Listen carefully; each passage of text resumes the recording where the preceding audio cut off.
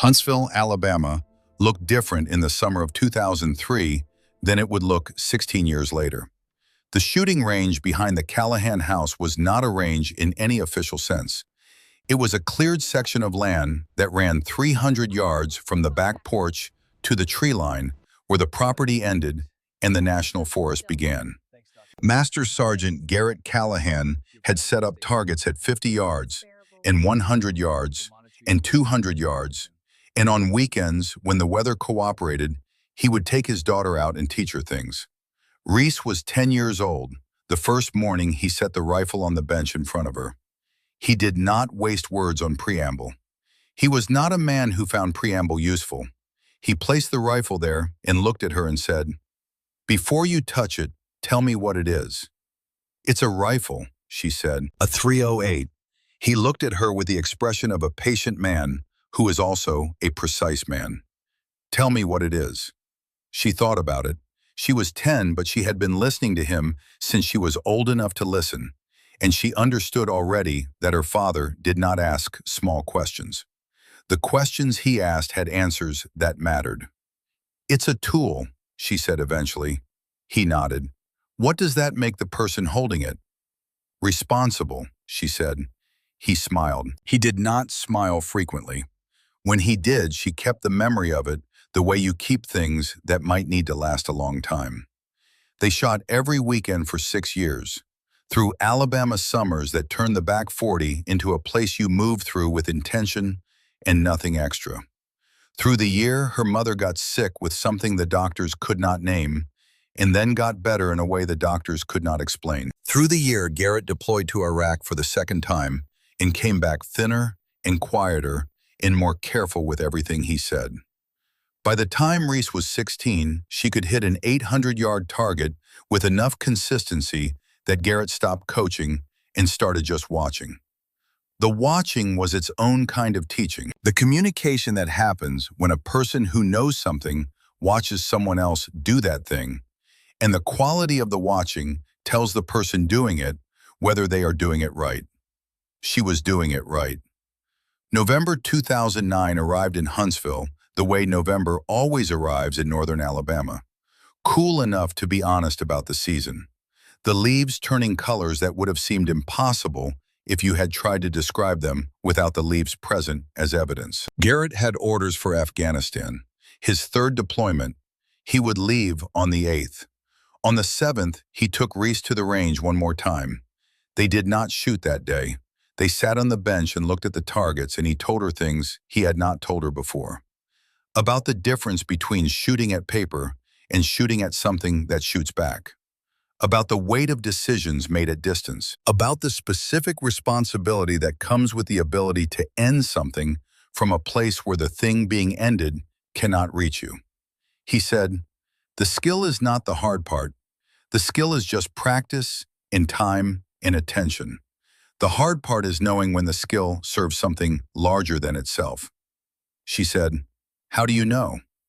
He said, "You know because you built the stillness first.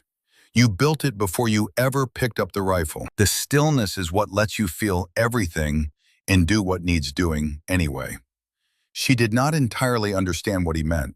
She would understand it 10 years later in a place 7,000 miles from this bench. But she filed it away the way you file things your father tells you when you are 16 and he is leaving for a war, and some part of you that you cannot name is afraid he will not come back. He left on the 8th. On November 14th, 2009, 2 Marines in dress blue uniforms came to the house in Huntsville. Reese was 16 years and 7 months old. She was in her junior year of high school. She had a chemistry test the next day that she had studied for, and a basketball game on Friday that she was planning to attend. She had a future that looked like the futures most 16-year-olds see when they think about what comes next. College, maybe medical school. Her father had suggested it once, said she had the temperament for it, the ability to stay calm when things went wrong. The Marines stood on the porch, and when her mother opened the door, one of them said, "Mrs. Callahan, may we come in?" Her mother knew before they said another word. There is a quality to the way men stand when they are carrying news that has weight. A formal carefulness in the posture that tells you the thing they came to say is not a thing anyone wants to hear. They came in. They sat in the living room. They said, "We regret to inform you that Master Sergeant Garrett Callahan was killed in action on November 14th in Helmand Province, Afghanistan, during combat operations against enemy forces." Her mother made a sound that was not a word. It was the sound of something breaking internally, something structural. The kind of break that does not heal so much as get incorporated into a new architecture that has to account for the absence of a piece that used to bear weight. Reese sat beside her mother and held her hand and did not cry, because crying seemed like something she could do later, and right now her mother needed her to be the one who was not crying. The Marines left after 20 minutes. They left paperwork, they left phone numbers. They left the particular emptiness that follows when people who came to deliver devastating news have delivered it and departed, and the people who receive the news are left alone with it. Her mother cried for 3 hours. Then she stopped crying and looked at Reese and said with a quietness that was itself a form of devastation, "Promise me you will never touch a gun again. I cannot lose you too. Promise me." Reese promised. She promised because she was 16 years old, and her father was gone, and her mother was sitting beside her with eyes that looked like they had seen the end of the world, and asking for the only thing she had left to ask for. She promised because grief asks for things, and love provides them. She promised because being steady was the only thing left she knew how to do for the people still there. The rifle stayed in the gun safe. Reese did not open the safe. She did not go to the range. She did not touch a firearm for 10 years, except when required to qualify during Navy corpsman training. And she performed those qualifications with exactly enough competence to pass, and no more. 79 out of 100. Her instructors looked at her file and saw perfect scores in tactical combat casualty care and trauma management and field medicine, and then saw 79 on the rifle range. And they did not understand how someone with that level of precision in one domain could be that mediocre in another. They did not ask. She did not explain. The CH-47 Chinook came in low over the Kunar Valley in the late afternoon of October 12, 2019. The approach was the approach that helicopters make when the people flying them have learned not to remain stationary any longer than necessary in places where people on the ground have weapons and interest in using them. The bird touched down in a cloud of pale dust that reduced visibility to nothing. Equipment crates came off first, supply boxes second, 3 replacement personnel third. Reese Callahan was the last off the ramp. She was 26 years old, 5 feet 3 inches tall, 118 pounds. She wore the caduceus insignia of a Navy hospital corpsman on her collar and carried a medical ruck on her back that weighed 65 pounds, more than half her own body weight. She carried it with the ease of someone who had been carrying heavy things for a long time and had made peace with the fact that heavy things do not become lighter through complaint. She stepped off the ramp and immediately looked up, not at the FOB, at the ridgeline. She stood there for 4 seconds, studying the high ground the way people study things they want to understand before those things understand them.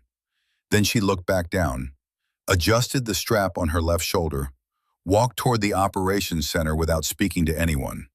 Staff Sergeant Wade Driscoll was sitting on an ammunition crate outside the motor pool when she passed. He was 34 years old, broad across the shoulders, with the settled confidence of a man who had survived several things that should have killed him, and had learned from those experiences that confidence is not the same as invulnerability. But invulnerability is not required if you are careful and fast and lucky in the right proportions. He watched her walk past. He looked at the medic who had just stepped off the Chinook.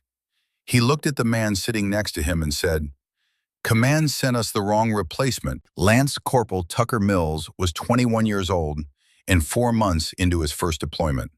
He started to respond, but Gunnery Sergeant Dutch Harlan appeared from around the corner of the motor pool at that exact moment, and something in Harlan's expression suggested that whatever Mills was about to say should probably stay unsaid. Harlan watched Reese Callahan walk toward the operations center. His face gave away almost nothing, but his eyes tracked her with the attention of a man who has learned to notice things before he has decided what to think about them. Harlan had been in the Marine Corps for 24 years. He had served in Desert Storm in 1991, Iraq in 2004, and again in 2007, Afghanistan twice. He had developed over those years an instinct for categorizing people within the first few minutes of observing them, not by rank or gender or background, but by something in the way a person moved and looked and carried themselves that told him whether they understood the world he operated in. Most people did not understand it. Occasionally, someone did. He watched her disappear into the operations center. Then he went back to what he was doing.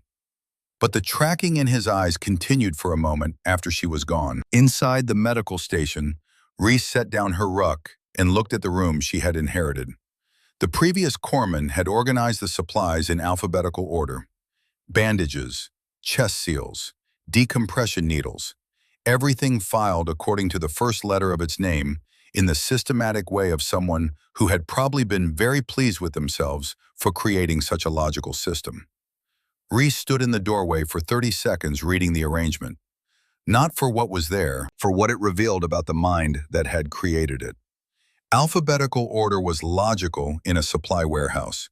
It was useless in a combat medical station. When a man is bleeding out, no medic reaches for bandages and thinks, B. They reach for what their hands know is there because their hands have practiced reaching for it in the correct sequence, in the correct order of urgency, in the dark under pressure, without thought. She spent the next 2 hours reorganizing everything. When she finished, the station looked different. Less tidy, perhaps, to an outside eye. But every item of critical equipment occupied exactly the position it would need to occupy when seconds were the currency being spent. Tourniquets within reach of either hand without looking. Chest seals grouped by type, not by alphabet. Hemostatic gauze in the outer pocket, not the inner. Nasopharyngeal airways accessible without opening a secondary container. She was running through the inventory a final time when Captain Jonas Vance appeared in the doorway. He was 47 years old, lean in the way of people who forget to eat when thinking hard, gray at the temples, the careful, evaluating eyes of a man who had made decisions under pressure long enough that it had become simply the way he made decisions. He looked at what she had done to the medical station. He looked at her. He needed more information first. Settling in, Corpsman Callahan? She answered without turning around. Almost finished, sir. He stayed in the doorway for another few seconds. He had noted the reorganization. He had noted that she had moved things in ways that made sense, if you knew what combat looked like from close up. He filed it without conclusion and walked back toward the operations center.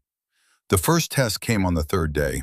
It was mid-morning, already 91 degrees. A training exercise was underway in the southern portion of the FOB compound. A team of 8 men running rehearsals for a compound entry drill. Repetitive, physical, unglamorous work performed in full kit under a sun that did not care about anyone's schedule. Reese was running her morning checks on the medical station when she heard something in the cadence of the men's movement that changed slightly. The kind of change most people would not hear. She heard it. She stepped out. Private First Class Howell was walking in an unsteady line between the staging area and the water point. He was concentrating very hard on the act of walking, which is usually a sign that walking is requiring more concentration than it should. His face was the color of someone whose internal systems were beginning to make executive decisions his conscious mind was not yet aware of. Reese crossed to him in 20 seconds. She did not ask how he was feeling. She put 2 fingers against the inside of his wrist and counted for 15 seconds, while simultaneously reading his eyes and his skin color and the coordination of his movement. Then she put her other hand against the back of his neck. She looked at Driscoll, who was supervising the drill. Get him inside. Core temperature above 104. If we do not drop it in the next 10 minutes, he goes into convulsions. Driscoll looked at Howell. Howell did objectively look like a man, considering sitting down on the ground, regardless of whether the ground wanted him. Driscoll picked him up under one arm and moved. Inside, Reese worked with the focused economy of someone who has run this sequence before.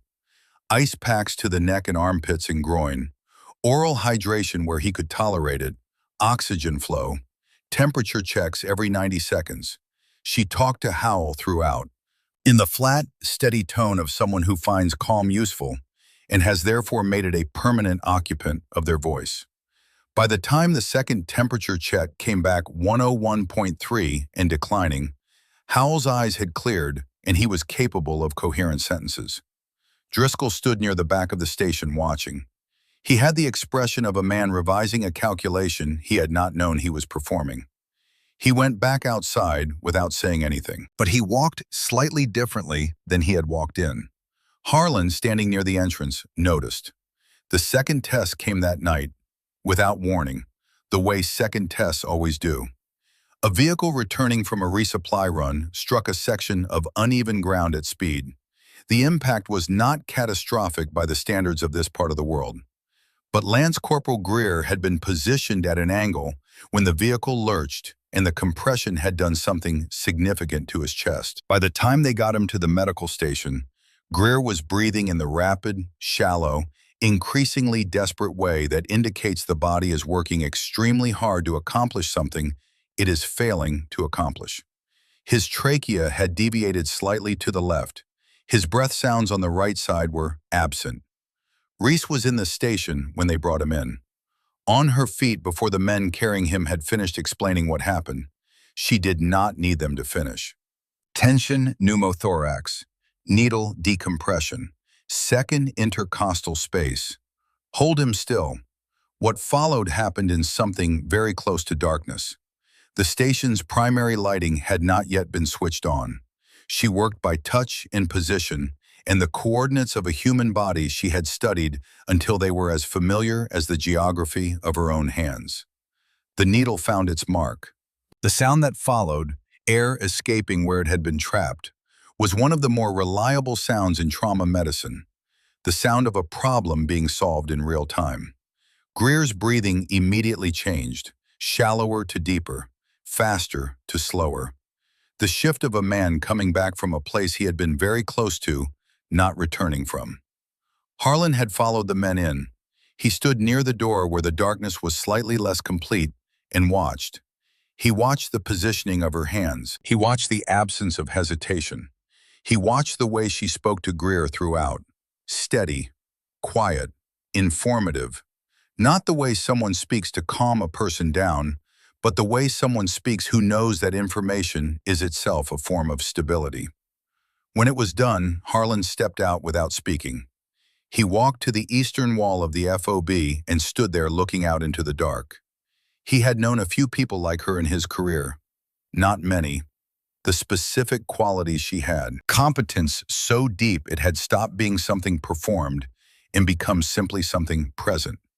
He recognized it the way you recognize a dialect you grew up around, but have not heard in a long time. It told him things. He was not yet sure what to do with what it told him. He would watch. The fourth day was a Thursday. Thursdays at FOB Kestrel were by informal tradition the days the team ran range qualification and live fire refreshers. The mountains to the east provided natural sound dampening beyond 600 meters. Making the range practical without advertising the FOB's position to anyone on the ridgelines paying attention. Reese was not scheduled for the range. She walked there anyway. She told herself it was a perimeter check. She told herself she was cataloging sightlines from a medical positioning standpoint, identifying locations where casualties might need to be reached quickly. This was true. She was doing all of those things, but it was not the complete truth. And she had been in the habit of honesty with herself long enough that she acknowledged this quietly and kept walking. The range was occupied by 8 men running carbine drills at 200 and 400 meters. Captain Vance stood off to the side, observing the way commanders observe when assessing readiness. Driscoll was running the session with the energy of someone who finds this kind of work genuinely satisfying. Tucker Mills was at the 300-meter line, working through positional shots with an expression of profound concentration that suggested he was not confident in the results.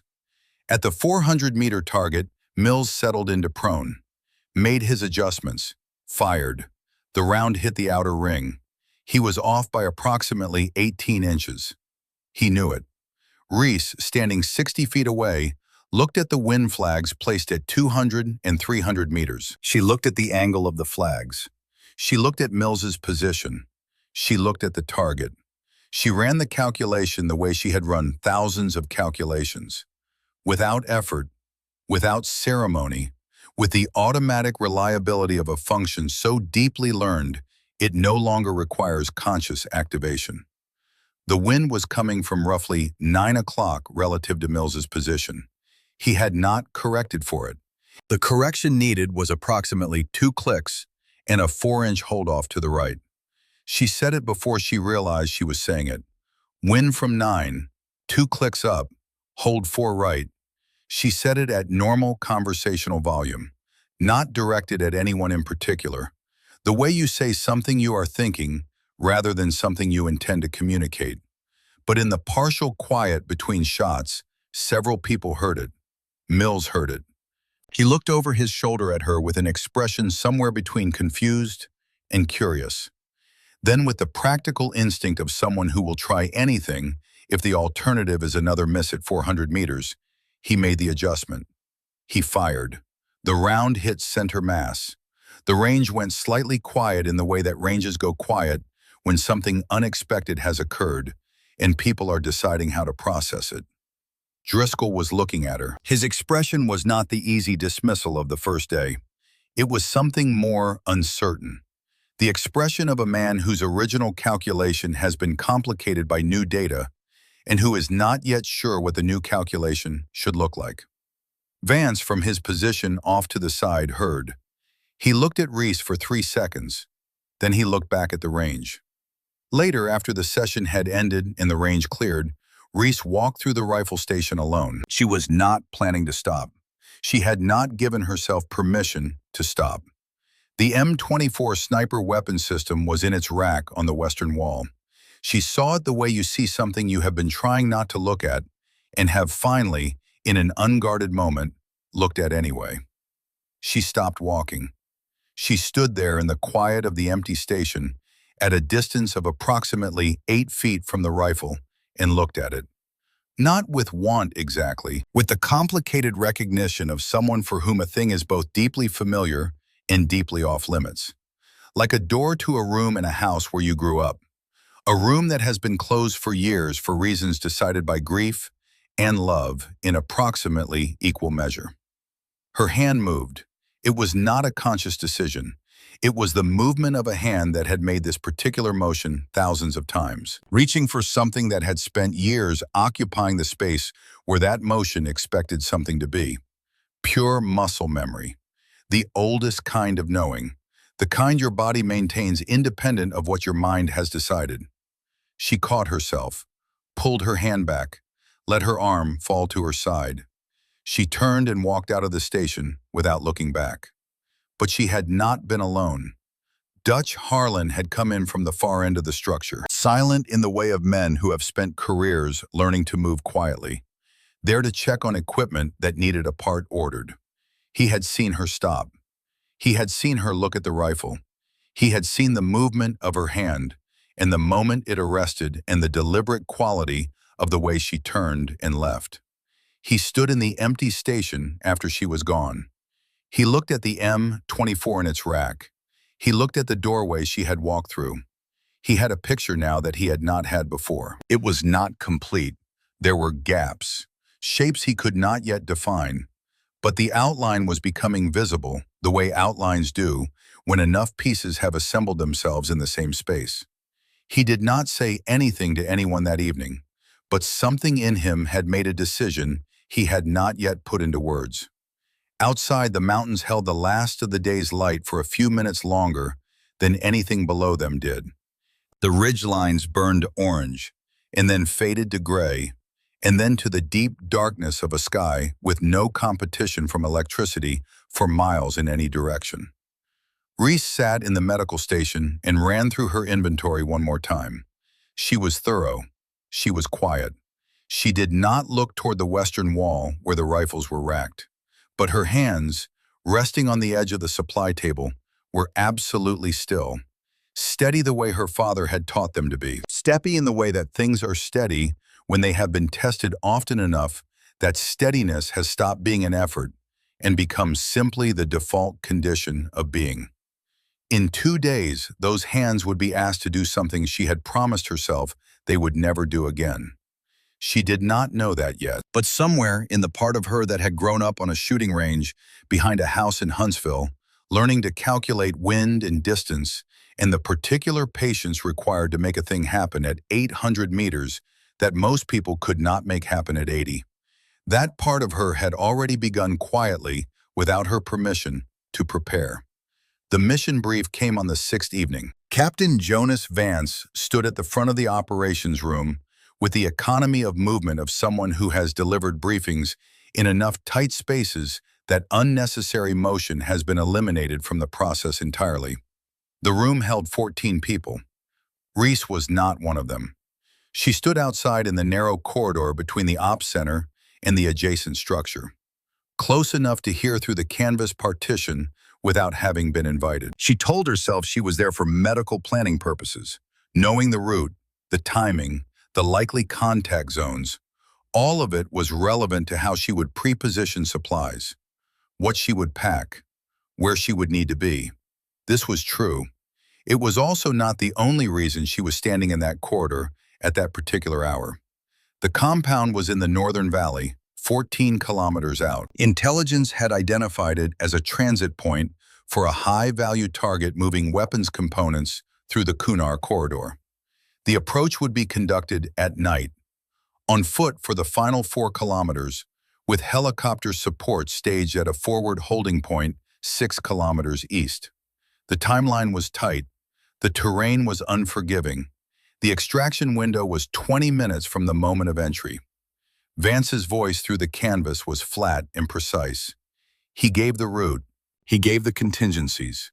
He gave the communications plan and the abort criteria and the casualty collection point locations. He spoke for 11 minutes without repeating himself. When it was done, the men filed out. Vance came last. He found Reese in the corridor. He looked at her for a moment. "You will be with Chalk 2 on the approach. Primary casualty collection at the grid I will give you separately. You stay with the Chalk unless I tell you otherwise." She nodded. He started to move past her. Then he stopped. "Callahan, make sure your kit is built for a contact scenario, not a training day." He walked away. Reese went to the medical station and began building her kit. The men began arriving at the staging area at 2000 hours. 3 Chalks, 31 personnel, the largest operation Fob Kestrel had mounted in 3 months. They moved through pre-mission checks with the flat efficiency of people who have done this enough times that the checking has become automatic. Weapons function, communications equipment, night vision, ammunition load, water, the small necessary things that keep a person alive when the plan encounters friction. Chief Boone Mercer was checking his Barrett M82A1 near the armory when he saw the roster sheet on the operations table. 3 Chalk assignments, names listed by position and function. Chalk 2, Medical, HM2R, Callahan. He looked at the name for longer than necessary. Callahan was not an uncommon surname. The Marine Corps had thousands of Callahans over the years. But R, Callahan, Corpsman, at this FOB, at this time. Mercer was 39 years old. He had joined the Marines in 1994 when he was 17 and thought he understood what serving meant. He had learned what it actually meant in Bosnia in 1995, and then again in Iraq in 2004 and 2007. He had trained under Master Sergeant Garrett Callahan at Scout Sniper School in 1997. 2 weeks of instruction that had changed the way Mercer thought about shooting, about patience, about the specific responsibility that comes with the ability to affect events from distance. Garrett had been an instructor who did not talk much, but when he talked, you listened. He had mentioned his daughter once. During a night shoot, when the conversation had drifted to families and futures, and the things men talk about when the darkness makes confession easier. He had said she was 14 and could already shoot better than half the students in the course. He had said it without bragging, just stating a fact, the way you state facts about things that are true. Mercer had filed it away and thought about it occasionally over the years when he thought about Garrett, which was not frequently, but was not never. You remember the instructors who changed how you saw your profession. He had heard about Garrett's death in late 2009, heard it third-hand through the informal network of Force Recon personnel who kept track of such things. Helmand Province, ambush, one man holding position so 7 could extract. The kind of death that gets remembered because it means something. He had tried to find the daughter once. In 2010, thought maybe he should tell her something about her father, about what he had taught, about the fact that the teaching had mattered. But the casualty notification records were sealed. The contact information in Garrett's personnel file was outdated. He had let it go because there were other things that required his attention, and the dead stay dead, regardless of who remembers them. Now he was looking at R. Callahan on a roster sheet and thinking about a rifle range in Alabama and a girl who could outshoot Marines twice her age. It could not be her. She would be a civilian now, 26 or 27, living somewhere far from this, living the life Garrett had wanted for her when he had made the choices that ended with Marines in dress blues on a porch in Huntsville. Mercer picked up his Barrett and went back to his checks, but the name stayed in his head. The night of the mission was designed by something deliberate, moonless, wind moving at a consistent 12 miles per hour from the northwest. Temperature at 39 degrees Fahrenheit. The men moved through the cold with the flat efficiency of people who have long since stopped negotiating with physical discomfort and simply coexist with it. Reese moved with them. She had packed the ruck herself as always, every item in its place, every contingency accounted for. The weight across her back was familiar in the way of things that have been carried long enough that their absence would feel stranger than their presence. She breathed through the first kilometer and settled into the pace. And after that, her body found its rhythm, and the ruck became part of her the way it always did. Not something additional, just something present. Chalk 2 was 8 men plus Reese. Gunnery Sergeant Dutch Harlan ran the chalk, moving at the front with the quiet authority of a man who has navigated terrain like this often enough that he no longer has to think about where to put his feet. Tucker Mills was 3 positions back, young enough to find the darkness mildly exciting, experienced enough to know he should not show it. Wade Driscoll was at the rear, close enough to respond immediately, far enough back to see the entire formation at once. They made the approach in 58 minutes. No contact, the kind of movement that feels almost tedious right up until it is not.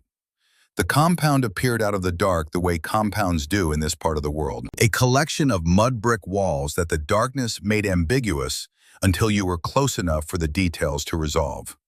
3 structures, a central courtyard, a gate on the southern wall that had been reinforced recently, the mortar fresher than the surrounding material. Harlan noticed this. Driscoll, coming up behind him, also noticed. Reese, 10 meters back, noticed without being asked. The strike team entered on Vance's signal. It was clean for the first 4 minutes. Then the shot came from the western ridgeline. A single crack, the flat report of a high-powered rifle at distance. And Lance Corporal Greer went down in the courtyard. Not killed, hit in the right thigh, the round passing through the outer tissue and missing the femoral artery by a margin that was either luck or providence, depending on what a person believed about those things. But down, bleeding, out of the fight. Reese was moving before the second crack sounded. The second round hit the courtyard wall 3 inches from where Vance's head had been when he moved. Someone had eyes on the courtyard. Someone on the high ground to the west with a rifle and the patience to wait for exactly this moment. The team went to cover. Vance's voice came over the radio, controlled and clipped, calling the grid of the muzzle flash. Western Ridge, approximately 750 meters. One shooter confirmed. In the silence that followed, the seconds-long pause between a situation developing and a situation demanding a response, several things were true simultaneously. Chief Boone Mercer was positioned on the eastern side of the compound, outside the direct line to the Western Ridge, partially behind a wall that was structural cover but not firing position cover. Getting him to a viable position on the western wall would take time they did not have. The shooter on the ridge had already demonstrated both accuracy and patience. And Mercer was also in this moment approximately 4 seconds away from understanding that his right shoulder, which had taken the edge of a ricochet during the initial exchange, was not going to cooperate with the requirements of holding a 30-pound rifle at the correct angle for a 750-meter precision shot. The shoulder had been injured before, repaired imperfectly. It was now delivering a specific kind of pain that told anyone familiar with joint trauma exactly what was happening inside it. He knew before anyone told him. He lowered the rifle and looked at his right arm with the expression of a man assessing a problem rather than experiencing emotion about it. He looked across the courtyard through the darkness. He found Vance. Vance looked back at him. There was a silence of perhaps 2 seconds. Then Vance turned his head. He did not look at his team. He looked at Reese Callahan, crouched against the northern wall, both hands pressed against the tourniquet she had just cinched on Greer's thigh. Greer, stable and conscious, the immediate crisis managed. Vance did not say anything. He simply looked at her in the specific way of a commander who has run through his options and arrived at one he had not predicted. Reese finished the knot on the tourniquet. She checked Greer's eyes. She told him to keep his weight off the leg and stay low, and she would be back. Then she stood up. She crossed to Mercer. She looked at his shoulder. She looked at the Barrett M82A1 on the ground beside him. She picked it up. The rifle weighed 29 pounds unloaded. It was 23 inches longer than the M24 she had trained on as a teenager. The .50 caliber BMG round it fired was a different category of physics from anything she had learned. More energy, more recoil, more demand on the body behind it. Her father had shot a Barrett twice, had come home from the range on those evenings, moving slightly differently from usual, carrying the experience in his body the way you carry something that demands to be respected. She got into position on the western wall, behind a section of parapet that gave her a firing rest and the necessary elevation angle. She settled the bipod. She found the scope, 750 meters. The ridge was visible as an elevation line against the slightly lighter gray of the sky. The shooter's position was a darker irregularity in the natural contour of the rock, a gap between 2 limestone formations where a person with patience could lie completely still and have a clear line on the compound below. She found the gap. She ran the calculation. Wind at 12 from the northwest, temperature 39, elevation differential approximately 200 feet. The bullet would drop. The wind would push it left. She built the adjustments into the hold. She breathed in. She breathed out. She fired. The first shot missed. The wind had shifted in the 3 seconds between when she had read it and when the round reached 750 meters. Not a dramatic shift, 4 miles per hour. But at that distance, 4 miles per hour is the difference between where you aimed and where the round went, and they are not the same place. From across the courtyard, Wade Driscoll said something, not loud, the comment of a man whose prior expectation is being confirmed. She heard it. She filed it without reaction. She read the wind again. She thought about the approach march, about how the wind had felt against the left side of her face for the last kilometer, about the way the dust had moved off the courtyard walls when the firefight started. She made an adjustment that lived entirely in the calculation she was holding in her head and the degree to which she altered her hold point in the scope. She breathed in, let half of it out. She felt her heart rate the way she had been taught to feel it, not as something to fight, but as something to work with, to find the space between beats where the body is briefly, completely still. She found that space. She fired. On the western ridge at 752 meters, the shooter did not fire again. The compound went quiet in a different way than it had been quiet before. There is a quality to silence that follows a threat being removed that is distinct from every other kind of silence. And everyone in that courtyard, who had been in enough firefights to recognize it, felt it at the same moment. Reese lowered the rifle. She set it down. She stood up, crossed back to Greer, knelt beside him, and checked his tourniquet. His eyes looking up at her were complicated in a way that would have required a long time to fully describe. She said nothing to him. She checked the wound, confirmed the tourniquet was seated correctly, began preparing him for movement. Behind her, 11 men were processing what they had just seen in 11 different ways. Some of those ways were loud internally, some were quiet, and all of them involved a significant revision of something. Wade Driscoll was standing near the eastern wall. He was not moving. He was looking at the western parapet where she had been positioned. And his face was doing something that his face in all the time anyone at FOB Kestrel had known him had not previously done. Something in the vicinity of recalibration. The kind that does not announce itself. The kind you can only see if you know what to look for. Dutch Harlan knew what to look for. He found it. He said nothing. They extracted without further contact. The entire return march happened in near total silence. Not the tactical silence of men maintaining noise discipline, the different silence of people who are thinking.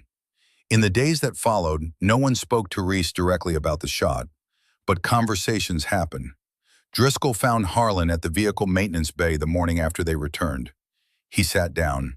He was quiet for a moment in the way of someone building towards something. 750, Driscoll said. Wind shift mid-flight. She recalculated and fired in under 4 seconds. Harlan was working a wrench on a fitting that did not particularly need working on. First shot missed, Driscoll said. Harlan set down the wrench. She did not flinch, Driscoll said. Most people, first shot goes wide, there is a moment. She just read the wind again and shot. Harlan looked at him. Where do you learn that? Driscoll said. Not the mechanics, the composure. Harlan picked up the wrench again. Same place you learn anything real, he said, from someone who already had it. Driscoll sat with that for a moment. Then he stood up and walked away without asking the follow-up question. He had been in the Marine Corps long enough to recognize when an answer had already been given. Vance pulled her file again. He read it more carefully this time, with the focused attention of a man looking for something he suspects is there, but has not yet found. The file was clean in the way that told him what was absent more clearly than what was present. Qualified marksman, M16 and M4, score 98 of 100. No sniper qualification. No assigned marksmanship designation. Nothing in the training record that would account for a 750-meter shot under combat conditions with a weapon she had not been certified on. He set the file down. He did not reach a conclusion. He acknowledged that he did not have enough information to reach one. Tucker Mills asked her directly. He had never been the kind of person who found indirection efficient. He found her in the medical station on the second morning after the mission, doing inventory in the way she always did, methodically, without haste, each item verified and replaced in its position. He stood in the doorway for a moment, then he came in and sat on the edge of the supply table. Where did you learn to shoot like that? She continued the inventory. My father taught me. He waited to see if there was more. Who was he? She closed the supply box. She looked at Mills for a moment, with the expression of someone deciding how much of a true thing to say. He was a Marine, she said. He is gone now. Mills nodded. He had the instinct at 21 to ask the next question. He also had enough situational awareness to recognize that the question had already been answered in the quality of the silence that followed, and that asking it out loud would be adding noise where it was not wanted. He got up and left. It was Chief Boone Mercer who asked the question she had not been expecting. He had been in the medical station for 2 days by then. His shoulder stabilized through the first critical night, the joint managing better than the first assessment had suggested it would, though not well enough for operational duties. He was a patient the way experienced operators usually are, cooperative, uncomplaining, deeply bored, and possessed of an attention to his immediate environment that even convalescence did not diminish. Reese had been checking his shoulder twice daily. The routine had established a quiet between them. Not the awkward silence of strangers, but the functional quiet of people comfortable enough not to require constant verbal maintenance. He watched her work. She worked. Occasionally, he made a dry observation about something, and she replied with a short precision that in a restrained way came close to being funny. On the second morning, he said something that was not a dry observation. Master Sergeant Garrett Callahan was your father. She was wrapping the shoulder. Her hands did not stop. How did you know that? He let a moment pass. The way you shoot, the way you read wind, the way you were positioned on that parapet. There is a specific technique in the way you set the bipod and build the natural point of aim that I have only seen one other person use. He called it loading the position. I never saw anyone else call it that until I watched you do it. She finished the wrap. She secured the edge of the bandage. She set both hands in her lap. Tell me, she said. Her voice was level, completely level. The voice of a person who has decided they are ready to hear something and has made the internal preparations necessary to hear it without coming apart. He looked at her for a moment, then he looked at the wall.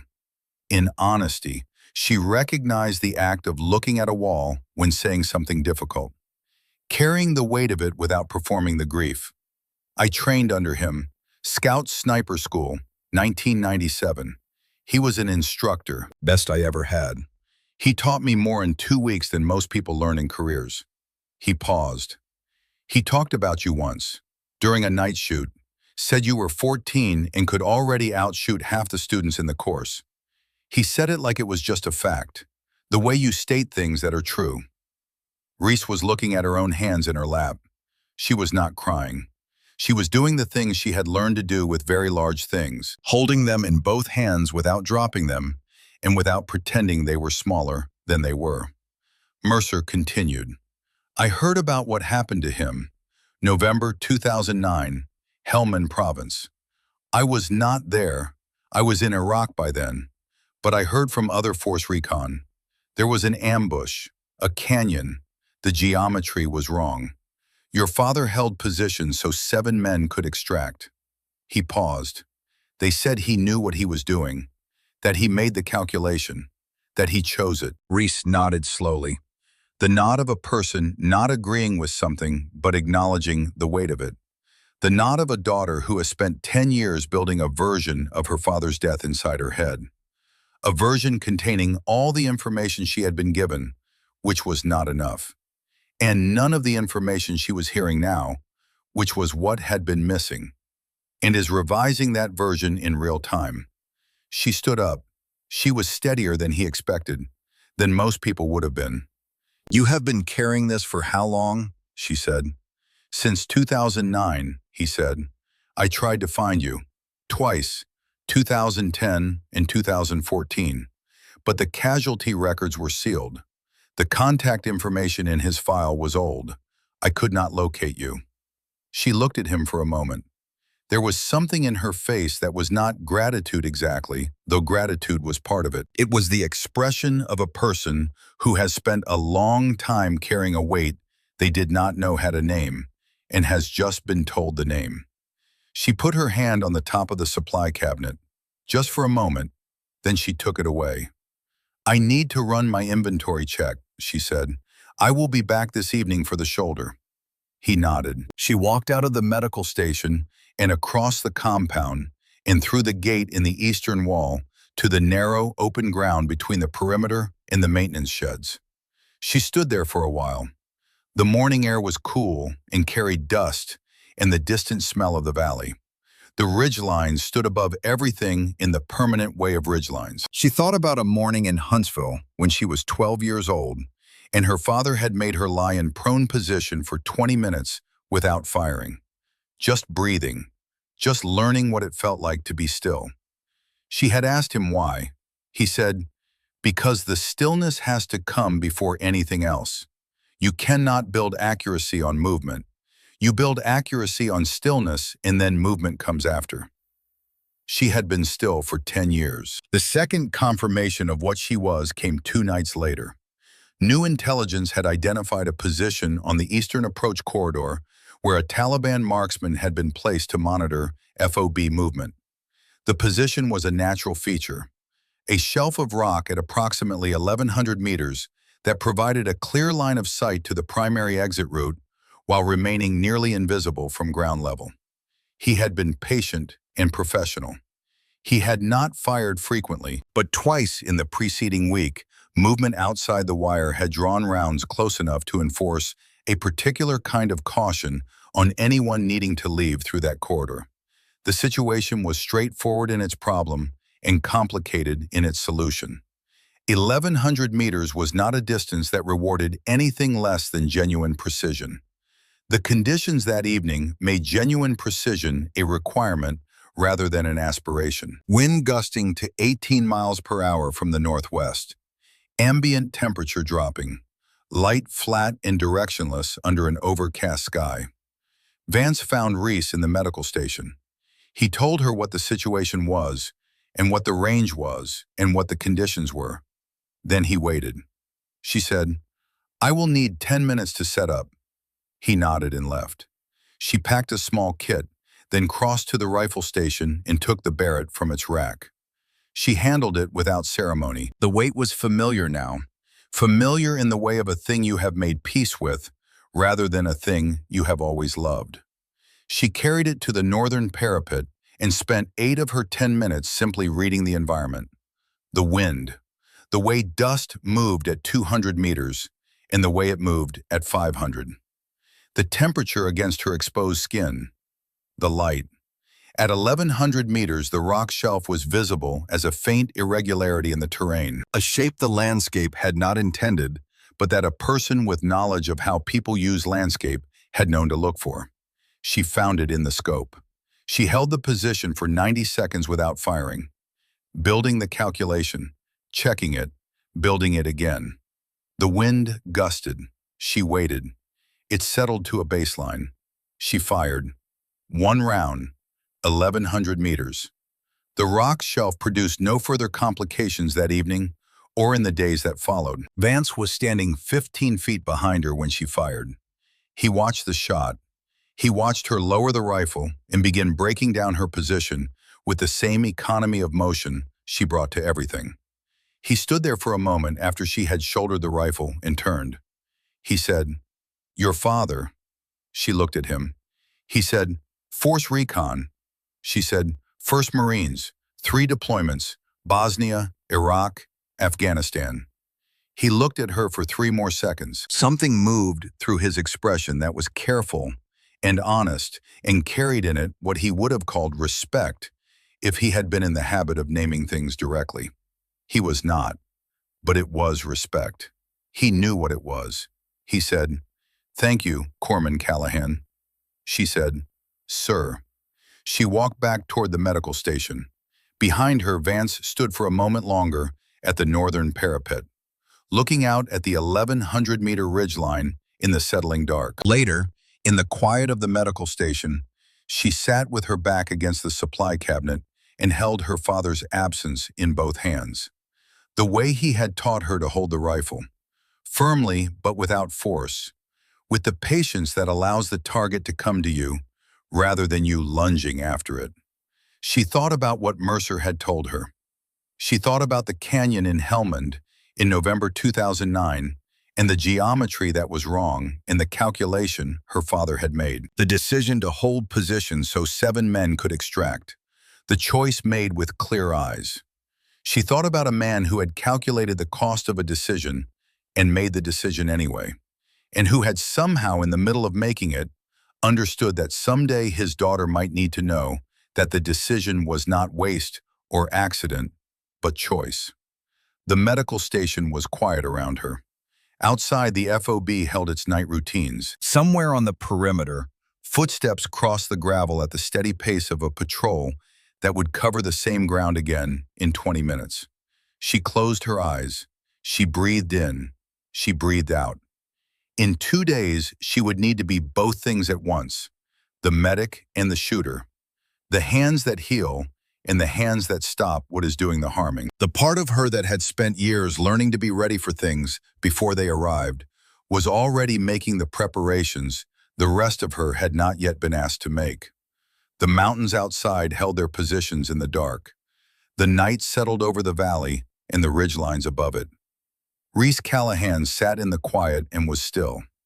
The order came on the 10th night. Vance delivered it at 1800 hours, with the deliberate calm of a man who has learned that the quality of a briefing is inversely related to the amount of urgency its speaker allows into his voice. The mission was the largest the FOB had mounted in 3 months. 3 chalks, 31 personnel.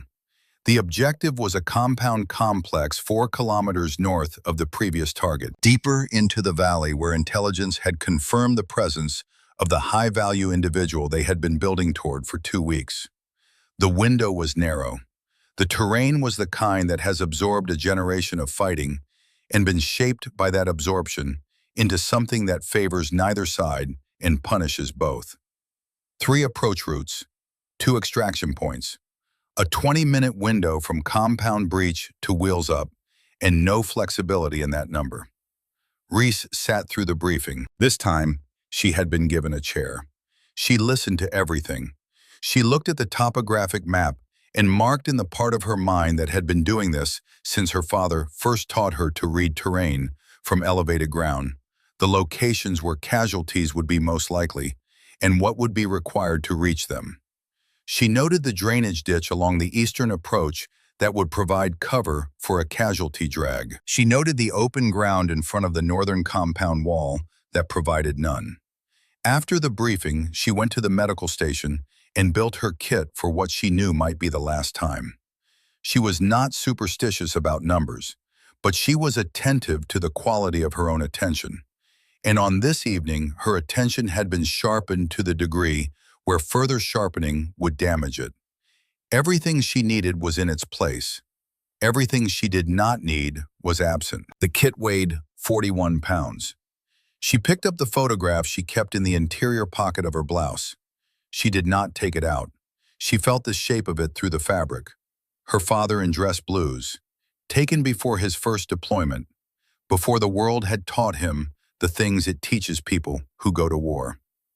She finished packing and went to sleep. They stepped off at 2100 hours. The night was cold and clear and deeply dark. No moon, no cloud cover, no artificial light within 10 kilometers.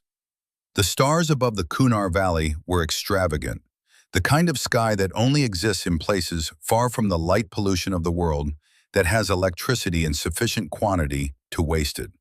On another occasion, a person might have stopped to appreciate this. No one stopped. Reese moved with Chalk 2 in the middle of the formation, Harlan at the front, Mills 3 positions back carrying the extra medical kit she had handed him before they stepped off. No explanation given. Driscoll at the rear. She felt the ground through her boots the way she had learned to feel it, reading the texture and angle and stability of each step, making the micro adjustments that keep a person upright in rocky terrain at night without breaking noise discipline. The approach took 58 minutes, no contact. The compound resolved out of the dark at approximately 0100 hours, and the 3 chalks separated into their designated approach vectors with the wordless efficiency of people whose bodies have rehearsed the separation enough times to perform it, while their minds are occupied elsewhere. The first 4 minutes were clean. The IED was buried under the northern approach path approximately 30 meters from the compound wall. It had been placed with patience and professional knowledge of where a force approaching from the south would direct its lead element. The trigger was pressure activated. The 4th man's left boot found it at 0104.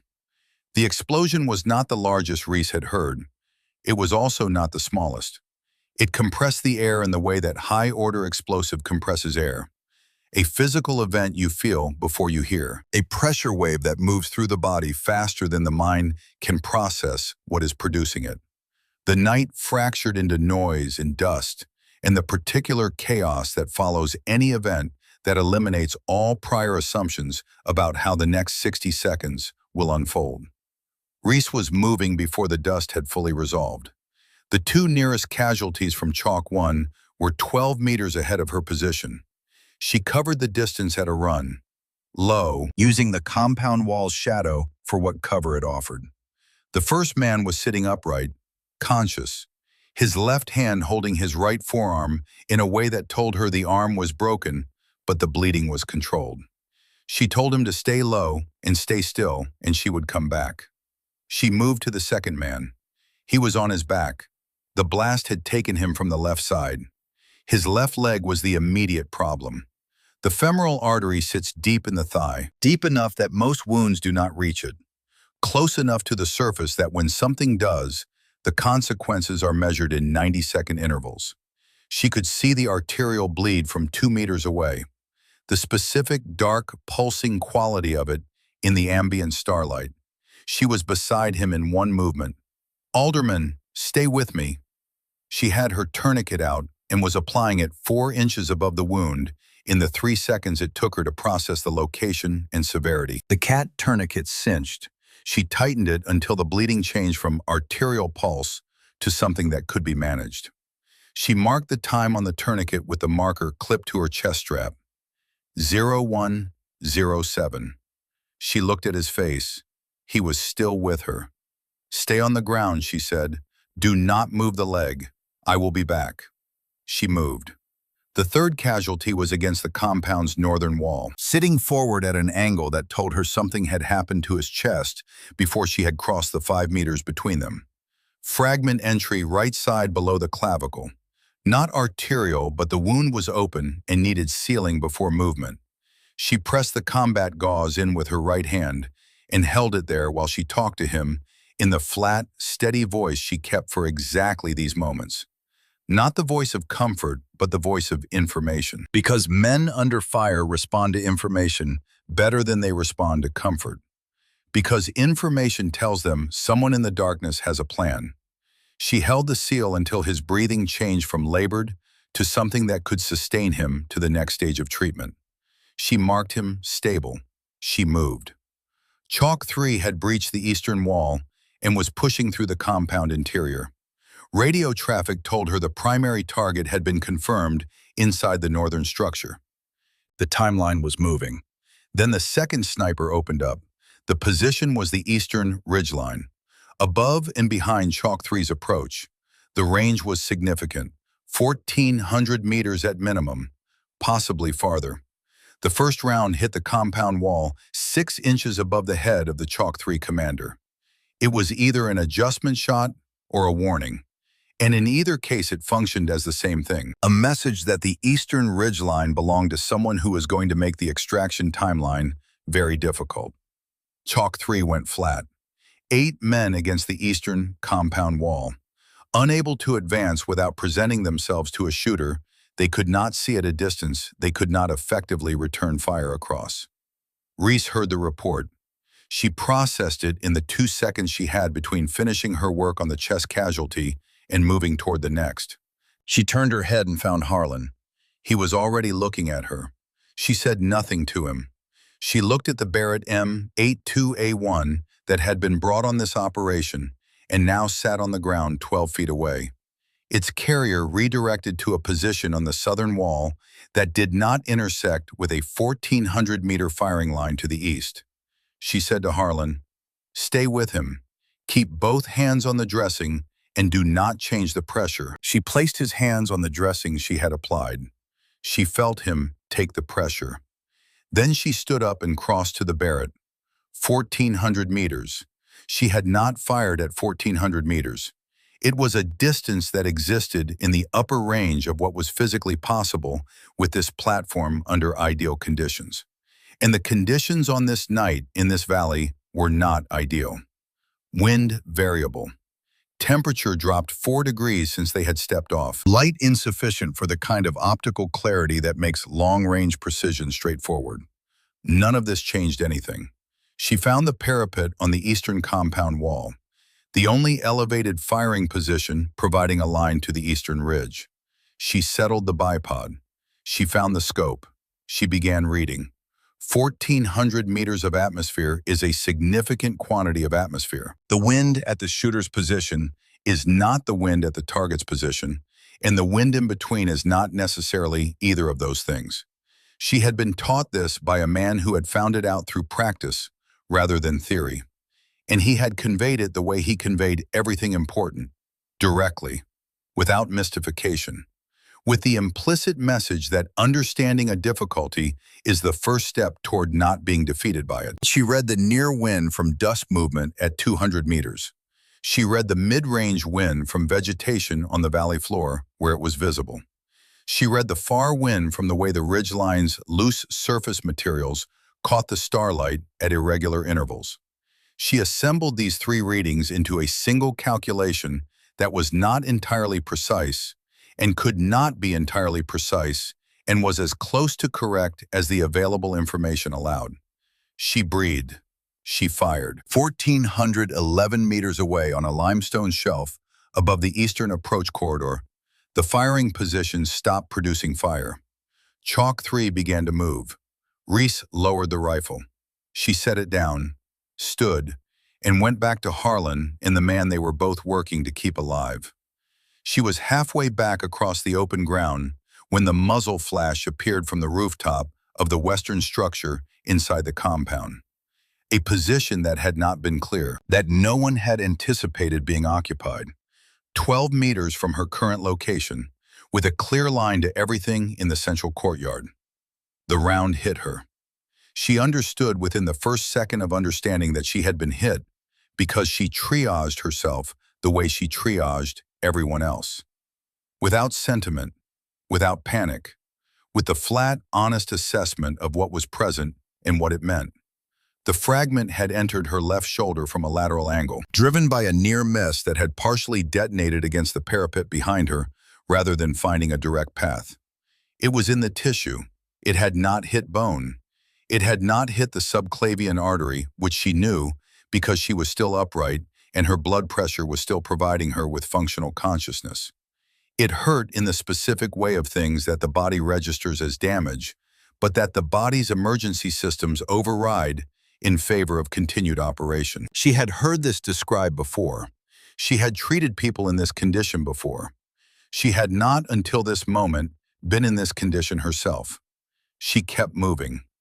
In the space between the western structure and Harlan's position, in the 2 seconds it took her to cross that ground, she extracted the hemostatic gauze from her outer chest pocket, the pocket she had placed it in specifically because it was accessible with either hand, and pressed it against her left shoulder with her right hand.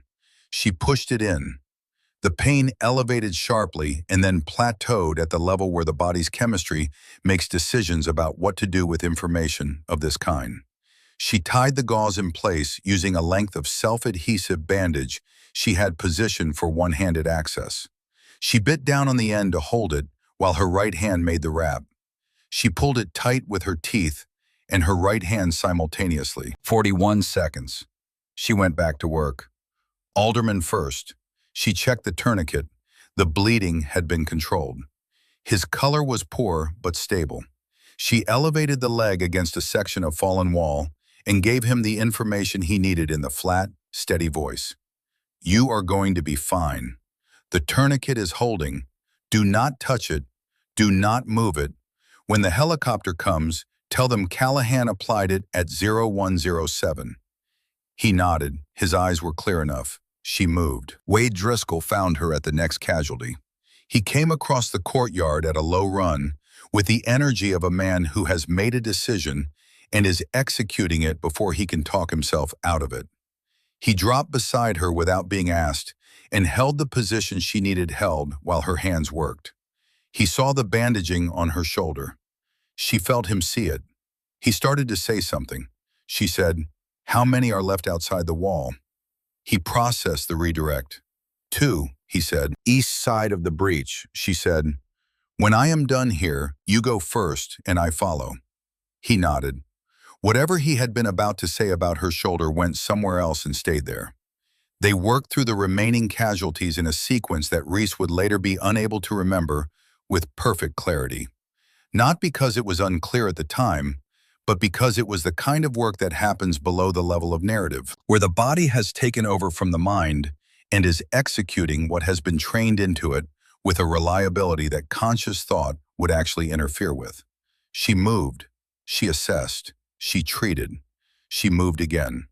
Her shoulder delivered its consistent report, and she acknowledged it and continued. The radio told her the primary target had been secured. The radio told her the extraction helicopters were 12 minutes out. The radio told her things she processed and used, and did not stop to feel anything about. Tucker Mills appeared beside her at the next casualty. He had the extra kit she had given him before they stepped off. He had it open and was already reaching for the correct items in the correct order, in the way of someone who had been paying attention to how this was done since the first time he had seen it done. She did not tell him he was using the kit correctly. There was no time for that. But she noted it in the part of her that noted things, and she moved him to the left side of the casualty where his angle was better. And they worked together for 90 seconds in a silence that was entirely functional. The helicopters came in at 0149. The landing zone was the cleared ground south of the compound. The two aircraft settled into the dust with the commitment of pilots who have learned that hesitation in a hot zone costs more than speed. The rotors did not stop. The ramps came down. Reese moved alongside the flow of personnel toward the aircraft, not boarding, but moving alongside, checking, assessing, clearing each person through with the cognitive inventory she had been running since 0104. The man with the broken arm, the man from Chalk 3 whose face wound was managed, Alderman carried by two men, tourniquet visible on his thigh, conscious, making eye contact with her as he passed. She checked him one more time as they loaded him. She looked at the tourniquet. She looked at his face. "Tell them 0107, she said. He said, "I know, you told me." She said, "Tell them again." The ramp went up. The aircraft lifted. The second helicopter received the remaining personnel. Driscoll was the last man to the ramp. He turned at the top of it and looked back. She was standing in the clearing south of the compound, in the rotor wash, the dust moving around her in the violent way of things being disturbed by forces larger than themselves. Her left arm was at an angle that was not quite right. The bandaging on her shoulder had darkened through. She was standing very still in the way of someone applying considerable internal resources to the act of standing. Mills was beside her. "Doc," he said, "you need to get on the helicopter." She looked at the departing aircraft. She looked at the compound behind her. She ran the inventory one more time, with the focused completeness that had been her operating mode for the past 47 minutes. She ran it the way her father had taught her to run every check. Not quickly, not carelessly, not as a formality, but with the genuine intention of finding anything still present that needed her. She found nothing. Everyone was accounted for. Everyone who needed treatment had been treated. The compound was cleared. The intelligence objective had been achieved. The eastern ridgeline was no longer producing fire. Every casualty was on board or walking. She had run the inventory to its end. Then she stopped running it. Her left knee went first, then the right. She was aware of the ground coming toward her and of being unable to do anything useful about that fact. And then the ground was where she was, and Mills was beside her, saying her name, and she was looking up at the Afghan sky with its extravagant stars and thinking in the specific way of a person whose body has finally presented its bill that this was a reasonable place to stop for a moment. Mills's face appeared above her. "Is everyone accounted for?" she said. "Yes," he said. "Everyone." "Good," she said. Then the stars went away. She came back to consciousness in stages. The way consciousness returns when the body has borrowed deeply from its reserves and is repaying the loan in installments. First the ceiling, then the sound of the medical station's equipment, then the quality of light that comes from LED strips positioned along the canvas ridge poles of a field medical facility. Then the IV line in the back of her right hand, the drip of the bag, the measured cadence of a monitor. Someone was beside her. She turned her head. The medic was young. He had the expression of someone who has been sitting with a responsibility for several hours and is experiencing significant relief at its reduction. He said, "Do not move yet. You have been out for 6 hours." She took this information in. She processed it the way she processed information with implications. Not dismissing it, not panicking, simply incorporating it into the current picture and assessing what the current picture required. What it required was for her to be upright. She sat up. Her left shoulder communicated its situation with considerable specificity. She acknowledged the communication and swung her legs off the cot. The medic stood. He began to say something about the fragment having been removed and the surgeon's recommendation and the follow-up imaging that had been scheduled, and the considerable inadvisability of what she was currently doing. She put her feet on the ground. She stood up. The world adjusted itself briefly and then settled into its correct orientation. She breathed in. She breathed out. She found her footing. She walked toward the entrance of the medical station. She pushed back the canvas flap and stepped out into the morning light. What she saw stopped her where she stood.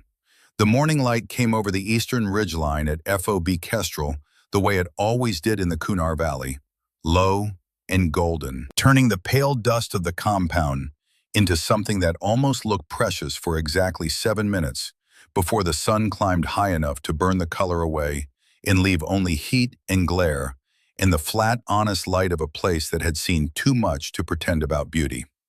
500 people in formation, not parade formation.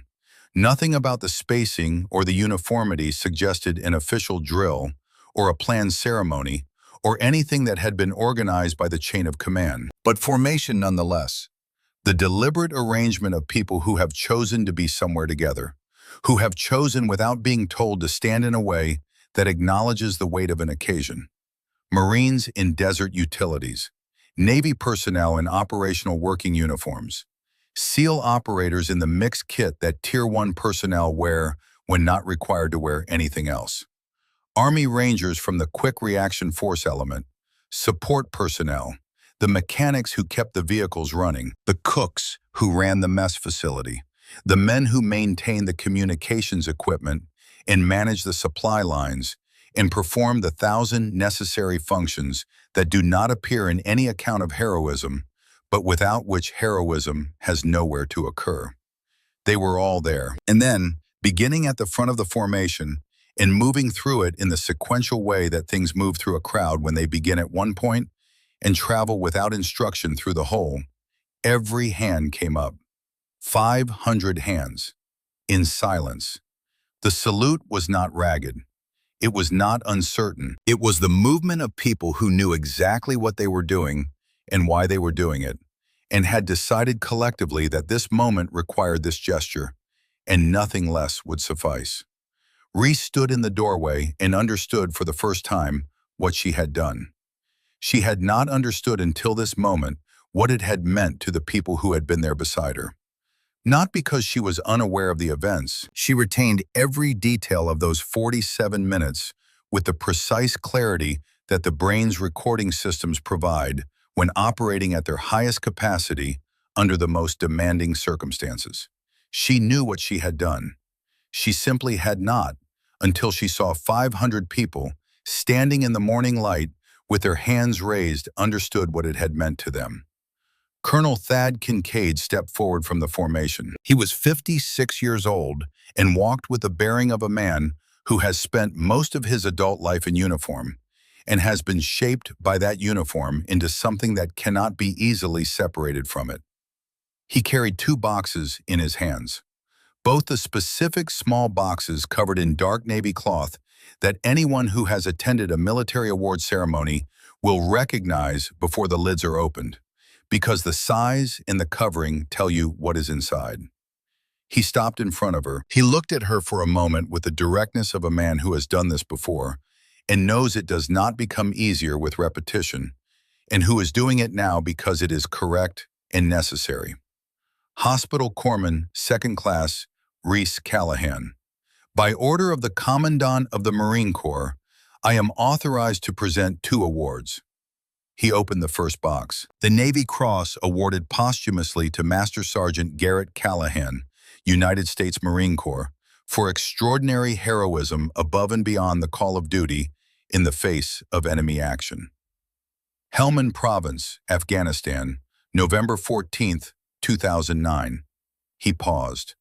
This award was approved 12 days after his death. It was placed in administrative hold due to a classification review that was not resolved in a timely manner. It remained in that hold for 10 years. That is a failure of this institution, and I acknowledge it as such. He held out the box. She took it with her right hand.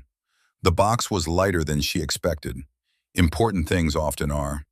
He opened the second box. The Silver Star awarded to Hospital Corpsman, 2nd Class Reese Callahan, for conspicuous gallantry and intrepidity in action against the enemy while serving with Marine forces in Afghanistan. For actions on the night of October 20th through 21st, 2019. 11 combat casualties treated under direct enemy fire. 3 precision eliminations at extended range while wounded. First female Navy corpsman to receive the Silver Star for direct combat action. He held out the second box. She took it. There is something else, he said. He reached into the inside pocket of his uniform blouse and produced an envelope. It was the kind of envelope that has been kept carefully for a long time. The paper had acquired the ivory quality of age, and the fold lines were sharp from years of being maintained in exactly the same configuration. Her name was written on the front in handwriting she recognized before she could have explained how she recognized it. The way you recognize things learned before you had a vocabulary for how learning happens. This was found in your father's personal effects. It was held by Casualty Affairs, pending location of next of kin. Upon notification of your actions in subsequent awards, the administrative hold was released. She took the envelope. She held both boxes and the envelope for a moment. Then she set the boxes carefully on the ground beside her. She opened the envelope. The letter was 2 pages, handwritten. The lines straight in the way of someone who has a disciplined hand and uses it. The date in the upper right corner was November 13th, 2009, the evening before. She read it. Reese, if you are reading this, I did not come home. I want you to understand that I am writing this not because I believe I am not coming home, but because a man who is responsible for other people prepares for the things he does not want to believe. That is what responsibility requires. I have been trying to think about what I want to tell you, and I keep arriving at the same few things. The first is that you should not spend your life being angry on my behalf. What I do with clear eyes. The cost of a decision is not a reason to refuse the decision. You know this. I taught you this. I taught you this because I believed it, and I believe it now, and I need you to believe it too. The second thing is about the shooting. I know your mother will ask you not to. I know you will agree because you love her, and because in grief, love makes promises. That promise came from the right place. Keep it as long as it serves the right place it came from. But when it stops serving that place, when keeping the promise becomes about fear rather than love, I give you my permission to let it go. You were built for both. The hands that can heal are the same hands that can protect. One does not cancel the other. They were always meant to work together. The third thing is the simplest. I am proud of you in a way that I have not always known how to say out loud. You have always been braver than me. You just did not know it yet. Heal when you can. Fight when you must. And remember that steady does not mean unfeeling. It means you feel everything and you do what needs to be done anyway. That is the only kind of steady that matters. I love you. That is not past tense. Love does not observe tense. I love you in whatever form I am in when you read this. Do not forget that. She folded the letter. She placed it carefully into the front pocket of her medical gown. Over her sternum, where it would rest against her chest, she picked up the 2 boxes, one in each hand. She looked up. 500 hands were still raised. The morning light was still gold. The mountains stood above everything in the permanent way of mountains. She raised her right hand. In the front row, Staff Sergeant Wade Driscoll stood with his right hand raised at the exact angle prescribed by 2 decades of Marine Corps muscle memory. His eyes were red in the way that eyes are red when they have been red for a while. His jaw was set. His hand was absolutely steady. He was 34 years old and had served 2 combat deployments in Iraq and had seen men do things under fire that later earned them medals and commendations. And he had never, in all those years, saluted a Navy corpsman. He was saluting one now. He exhaled. It was barely audible. But in the context of what surrounded it, in the profound silence of 500 people holding a moment, it was the loudest sound in the compound. In the second row, Lance Corporal Tucker Mills stood with the focus of someone who has decided to remember every detail of a moment for as long as he lives. He did not look away. He had decided to remember this, and he was remembering it. In the fourth row, Gunnery Sergeant Dutch Harlan stood with the quiet satisfaction of a man who has been watching for something and has found it. He had known what Reese Callahan was from the first day she stepped off the Chinook. It had proved itself true. At the window of the medical station's convalescent area, Chief Boone Mercer sat on the edge of his cot with his right arm raised, despite the fact that raising his right arm required his right shoulder to cooperate, and his right shoulder had been repaired 4 days earlier. He held his salute and looked at Reese Callahan, standing in the medical station doorway with her right hand raised. He thought, "Garrett, I saw what you built. She is everything you said she would be." Then he lowered his arm and sat back against the wall and looked at the ceiling with the expression of a man who has carried something for 10 years and has just set it down in the right place. Reese stood in the morning light with her hand raised and her father's letter against her chest and his Navy cross and her silver star in the boxes at her feet.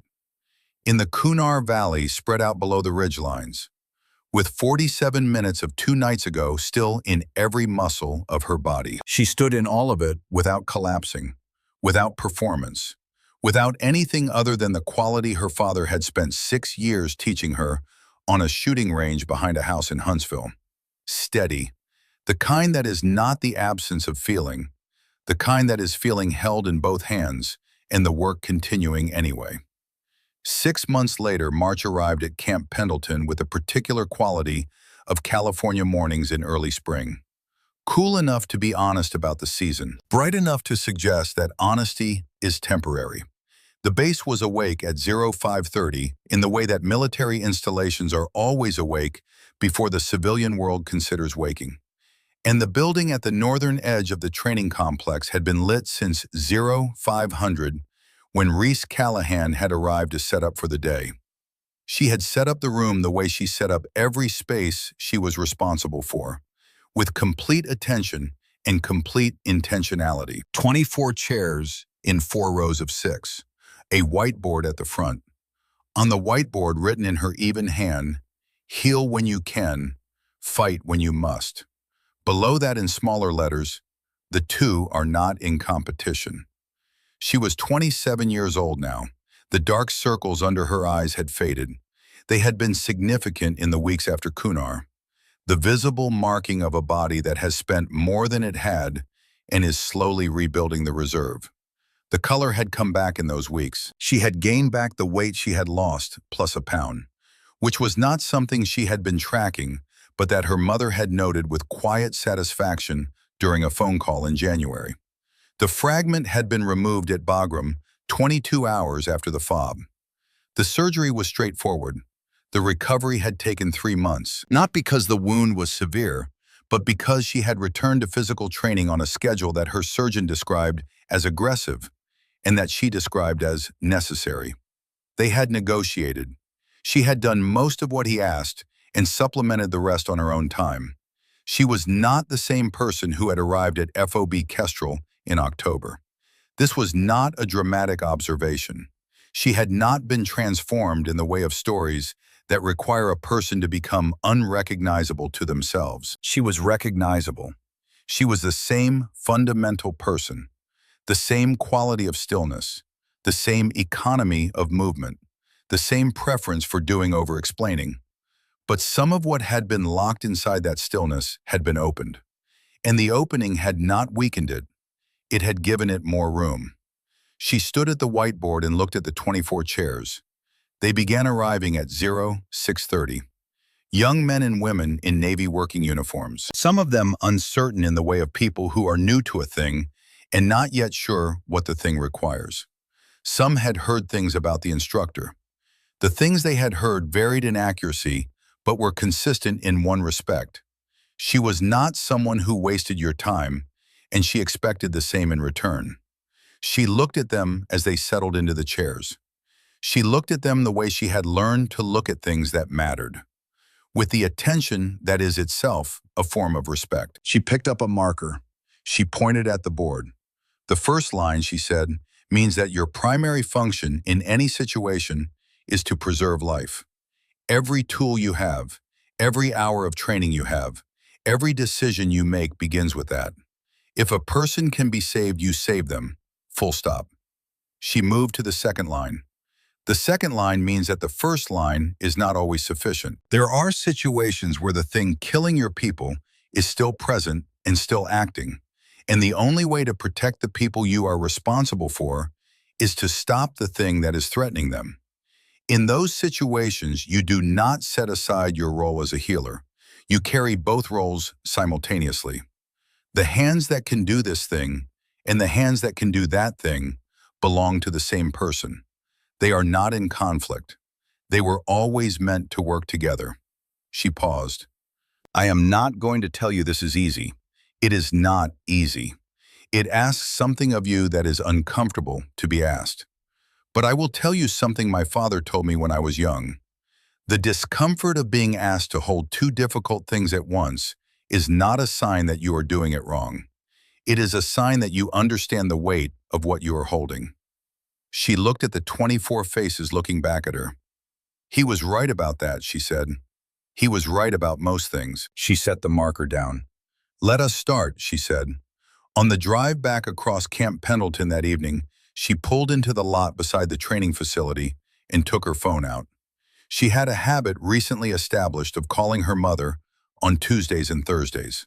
It was Tuesday. Her mother answered on the second ring.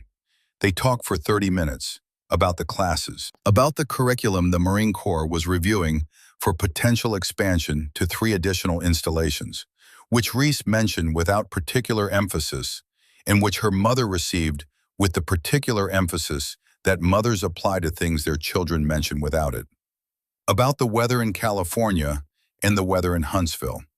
About the small domestic details of her mother's life that were the connective tissue of the relationship, and that Reese had learned over the past 6 months to value with a specificity she had not previously applied to them. Before they hung up, her mother said, "He would have liked to see this, what you are building." Reese looked out the windshield at the California evening.